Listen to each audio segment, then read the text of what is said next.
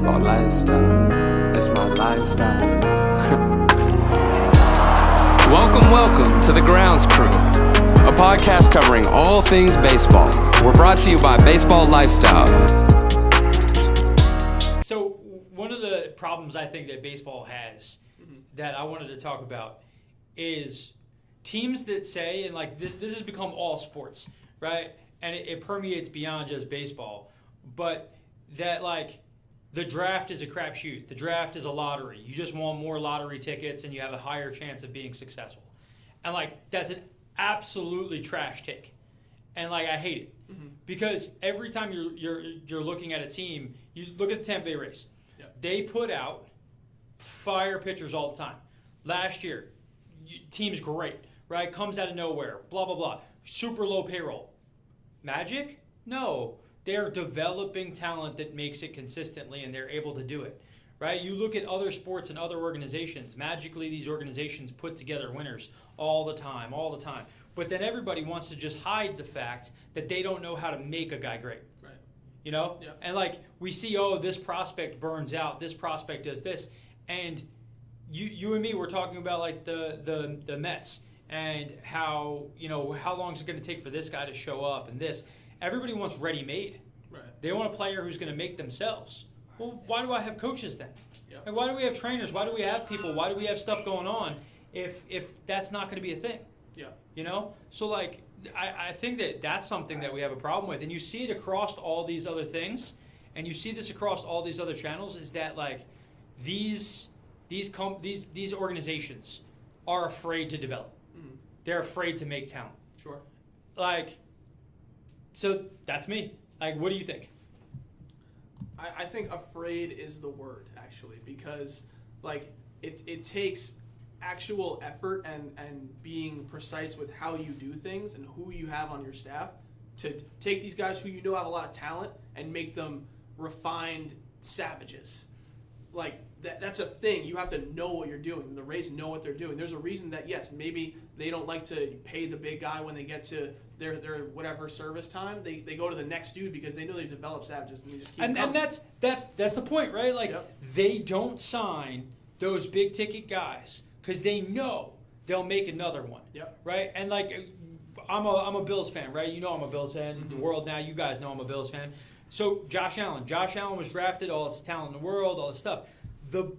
Everybody's now like so surprised that Josh Allen is a borderline MVP player because no one in the NFL spends any time developing guys into QBs.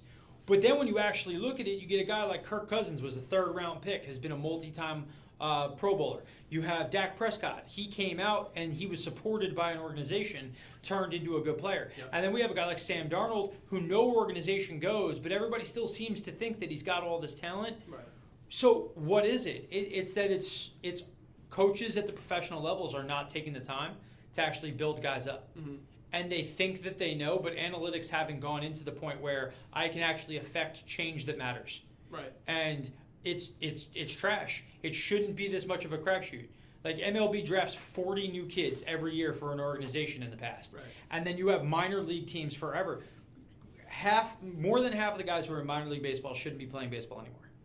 They're really good athletes who are not good enough to ever be an MLB guy. Yep. And you know if you physically are outclassed really, really early. But if you have all the physical characteristics and somebody can't teach you how to play the game, there's something missing in the development process. You should at least be able to make a guy into something. You know, using a guy for an example, Ahmed Rosario, right? He was one of the top 10 players in baseball. How did he go from that to a borderline guy at the MLB level? Development. Right. He stopped developing. Somebody didn't know how to do it, and it's win now at all costs. We don't care about development. Mm-hmm. That's a broken system. Yeah. It's why the game is broken.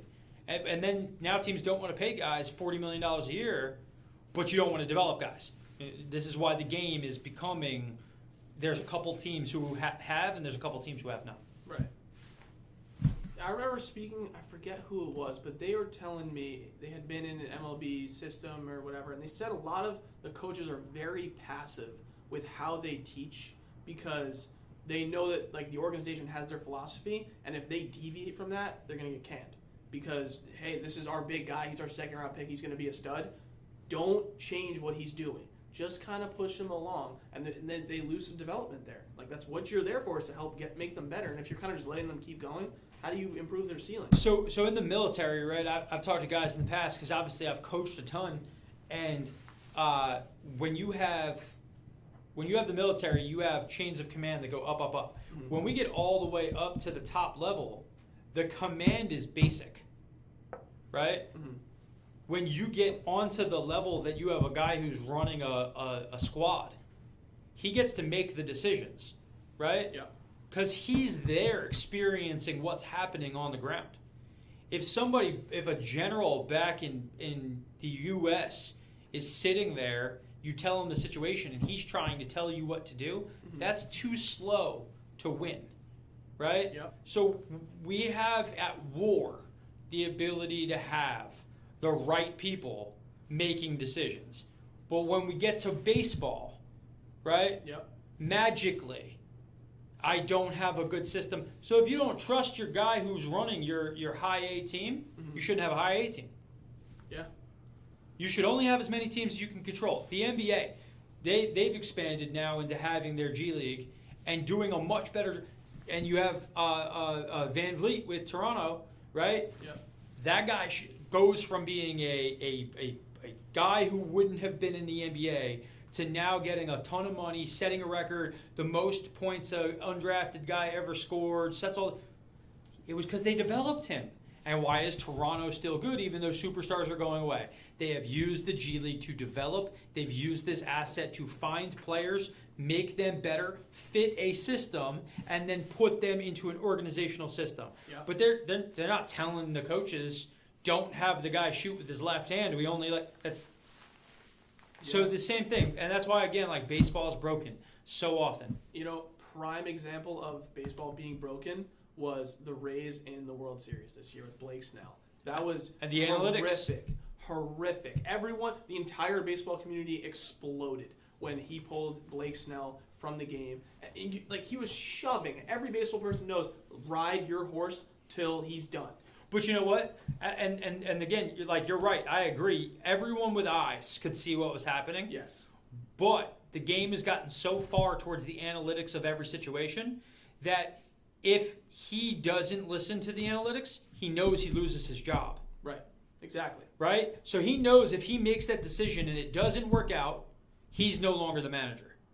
If he makes the move and it doesn't work out, he still has a job because he did what the analytics told him to. Right. And he was a good soldier. Yep.